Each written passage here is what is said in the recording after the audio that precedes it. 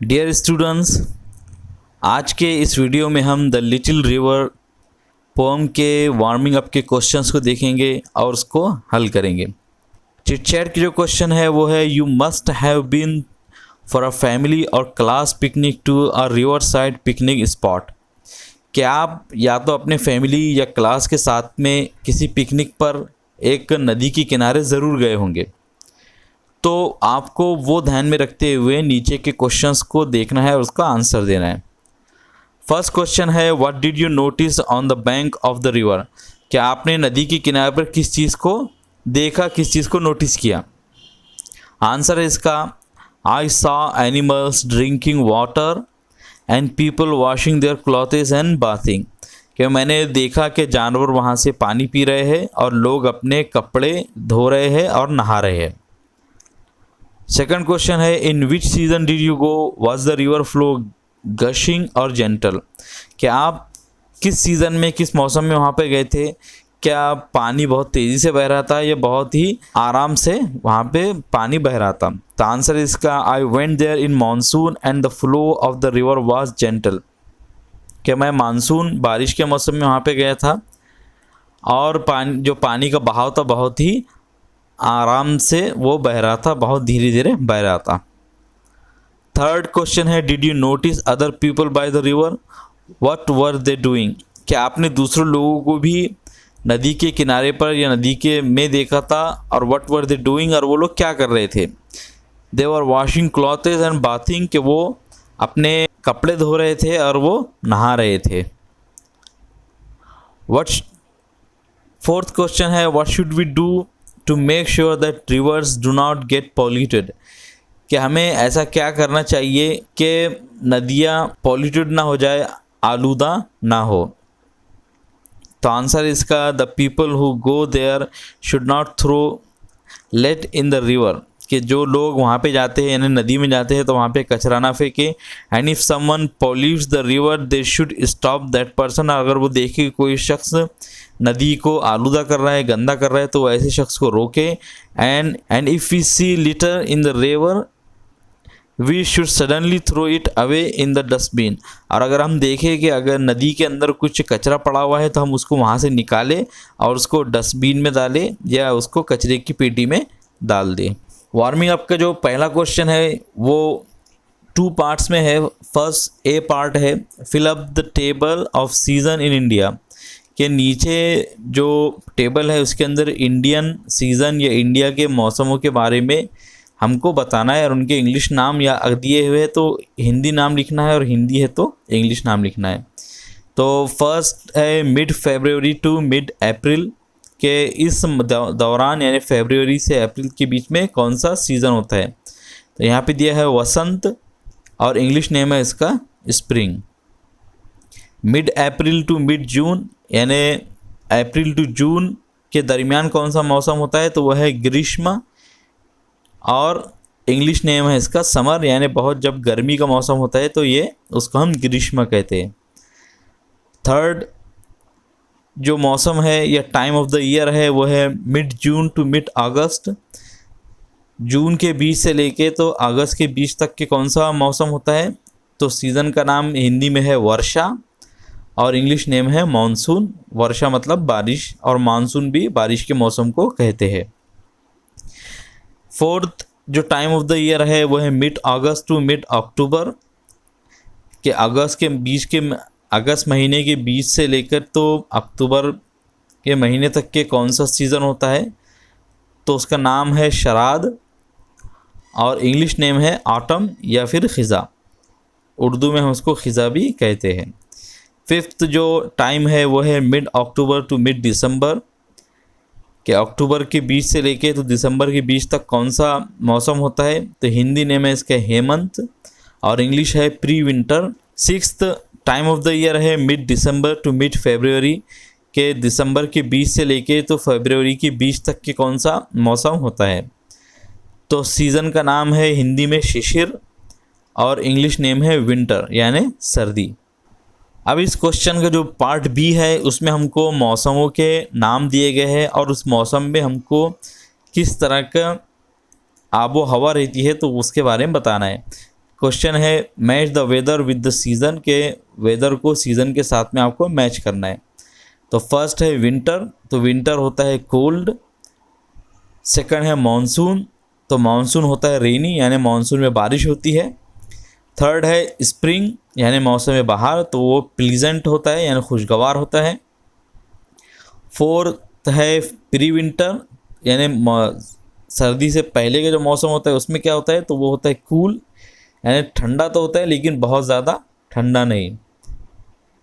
Fifth है summer, तो summer होता है हॉट, बहुत गर्म होता है।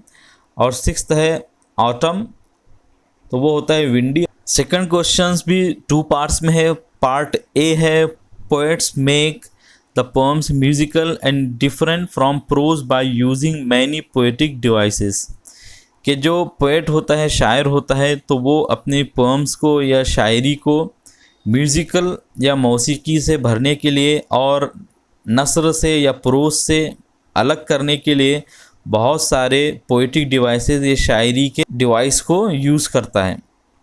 One of them is using words that begins with the same sound in the same time, कि उनमें से एक ये भी है कि शायर इस तरह के बहुत सारे अल्फाजों को इस्तेमाल करता है कि जिसमें जो एक ही वर्ड से या एक ही साउंड से शुरू होते हैं।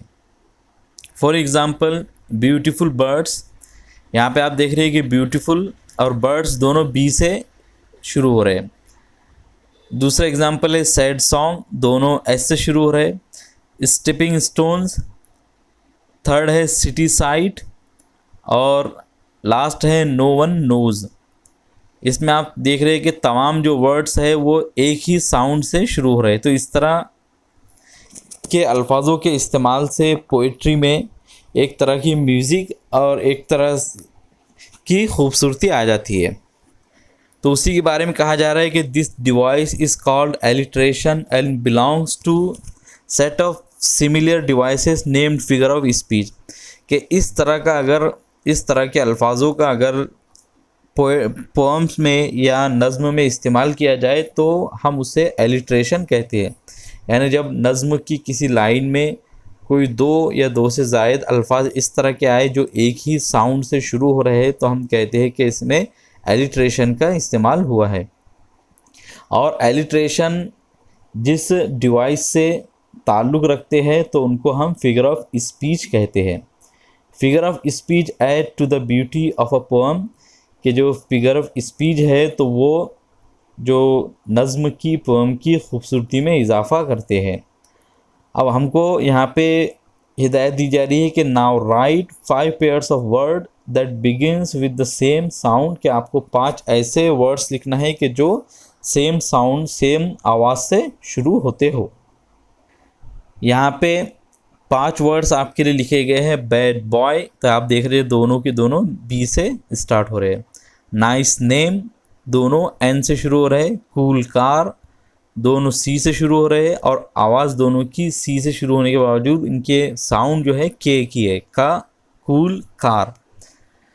फोर्थ है मास्टर माइंड, दोनों एम से शुरू हो रहे हैं। और फिफ्थ है पेन एंड पेपर। एलिट्रेशन में आपको एक बात नोट करना है कि एलिट्रेशन में वर्ड का फर्स्ट साउंड इम्पॉर्टेंट है, ना कि फर्स्ट लेटर।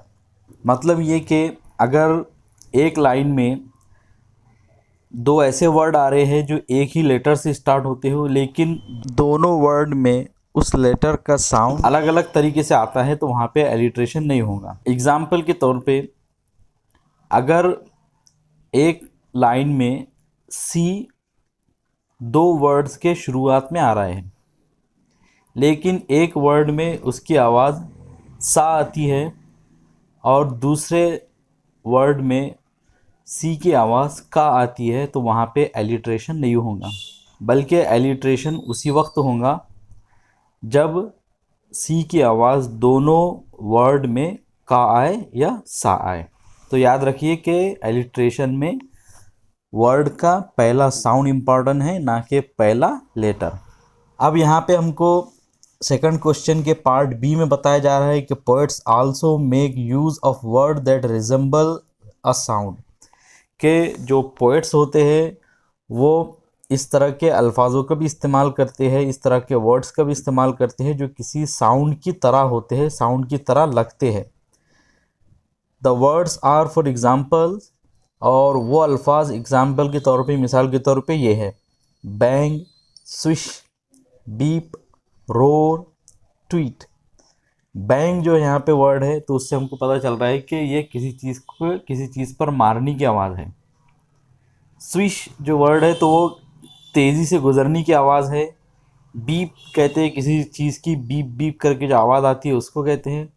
रोर शेर के दहाड़ने की आवाज़ है, और ट्वीट परिंदे की चहचहाने की आवाज़ है।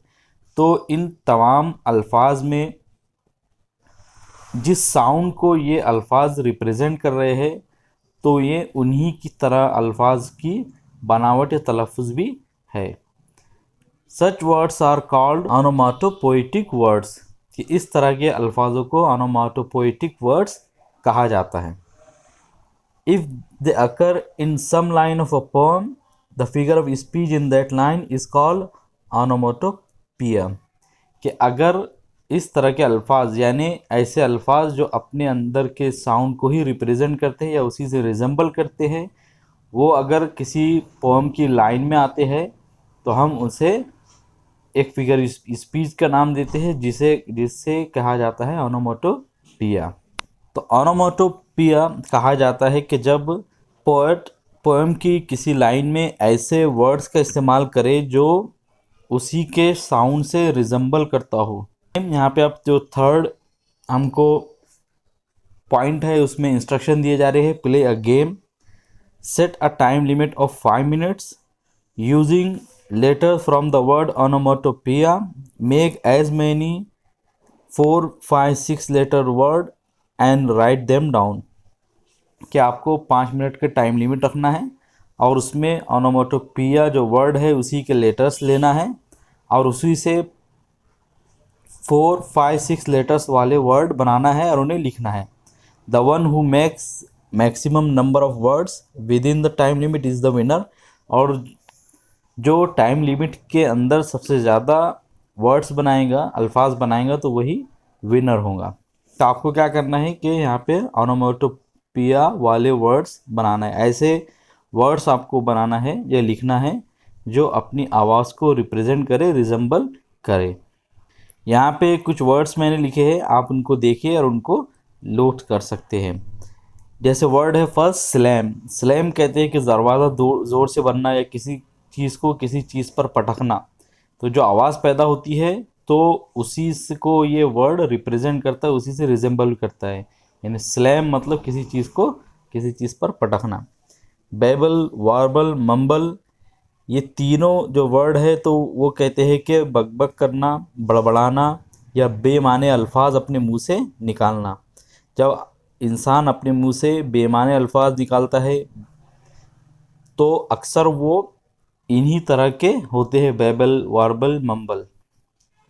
उसके बाद जो वर्ड है स्प्लैश।